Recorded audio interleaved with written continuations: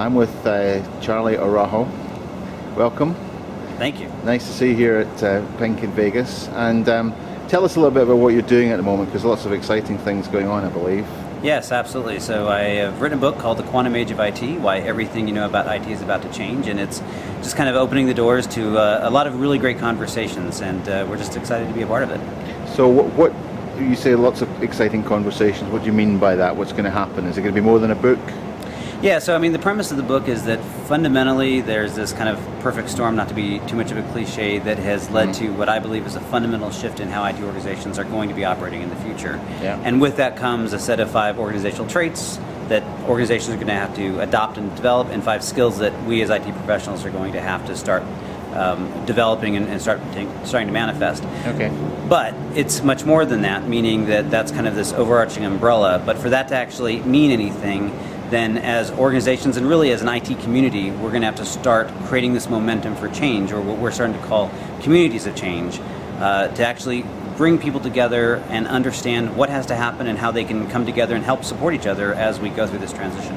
So the transition being, just give me a sense of what you see as that transition being. Well, I think that it comes in many forms, but probably the most fundamental is that I believe that IT organizations are transitioning from a fundamental manufacturing paradigm to a retail paradigm. We've historically been in the business of manufacturing technology, and I think over the last decade or so, we've really moved into that of being a retailer of technology. And whether we know it or not, our customers are certainly perceiving us that way. They have things like the consumerization of IT have changed the perception. They expect to walk into an Apple store when they interact with us as IT providers, and what they instead get is a manufacturing floor. And so it creates this disconnect in the customer experience that we need to fix. And I think that leads to a whole bunch of other things that then follow. Well, I mean, if you had to sort of characterize 1 or 2 things that we need to do in IT to fix that, what would they be?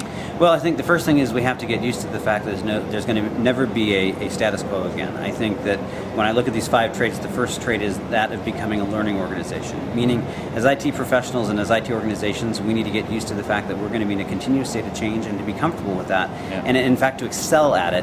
And then you build on top of that, and it gets to the 4th trait, which is one of intimacy, which means we need to stop living in the world of IT and start living in the world of our customers, and living our lives in their lives, so that we can help give them what they really always wanted, which is the visibility into how technology can drive business value in ways that they could imagine themselves.